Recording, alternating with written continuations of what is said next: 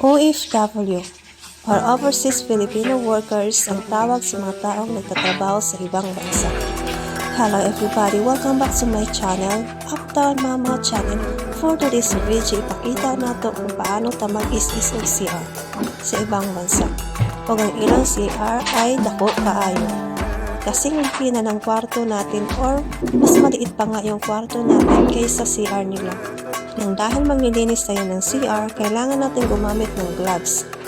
Dahil gumagamit tayo ng sabon at mga chemicals. At ang sabon na to ay napaka-strong at nakakasira talaga ng kamay.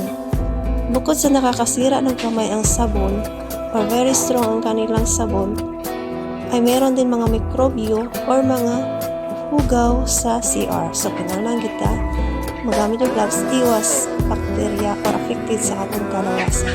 Di ko talaga akalain na makapunta ako ng ibang bansa dahil sa hirap ng buhay sa Pinas, nasa pilitan na po makapunta dito sa ibang bansa. Dito sa Middle East, napakahirap talaga magtrabaho, lalong-lalo na talaga iba yung kultura nila at iba yung mga kinakain nila at yung mga salita nila ay ibang kaiba talaga kumpara sa English. Kasi pag English lang talaga, madali nating ma-catch up, madali nating matutunan. Hindi kagaya sa salita nilang Arabic, napakahirap intindihin. Meron namang mga tao dito na nagsasalita ng English, kaso nga lang redundant din. Pero okay na rin yun. Ang laki talaga ng adjustment dito, lalong-lalo na din sa klima nila, sa lahat-lahat. Pero unti-unti rin natutunan. Kahit paano. Masayang isang OFW, lalong-lalo na pagdating sa sahuran. Lalo't-lalo na pag nakapadala sa pamilya. Diba? Nakakatuwa kung nakakapadala ka ng pera sa pamilya. Sinong relate dyan? Diba lahat naman tayo ata? Kasi lahat tayo nagtatrabaho dahil sa pamilya natin.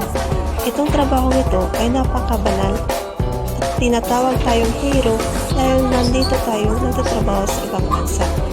Ngayon talaga masasabi ko sa sarili ko na I am very proud of myself dahil natutunan ko rin ang ganitong klaseng trabaho. Dati, hirap ako magluto ng itlog, kagaya lang ng sunny side up egg. Naalala ko talaga dati nung nagtrabaho ako sa isang hotel, pinaluto ako ng sunny side up egg. Tawang-tawa ako kasi laging sira yung kulay dilaw, laging nababasag talaga. Pero ngayon, ising-ising na lang para sa akin dahil dito ko rin natutunan sa ibang bansa ang pagluluto kahit anong klaseng lutuin.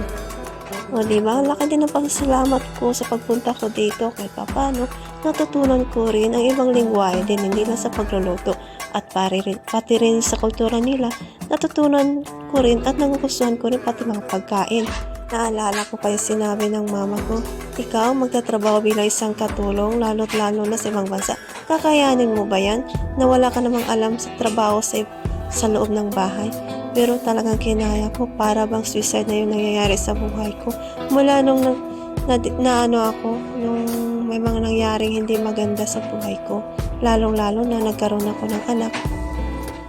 At dito sa KSA, ito yung pangalawang country na napuntahan ko na napagtrabahuan ko. Malaki ang pasasalamat ko dahil tinulungan ako ni Lord na nagkaroon ako ng mabait na amo. Ayos lang naman dito na gumagamit kami ng cellphone. Hindi kagaya dati sa Kuwait na talagang bugbog sarado kami doon sa trabaho. Hindi lang sa trabaho bugbog sarado, kulang pa kami sa tulog dahil 2 oras na yung tulog namin.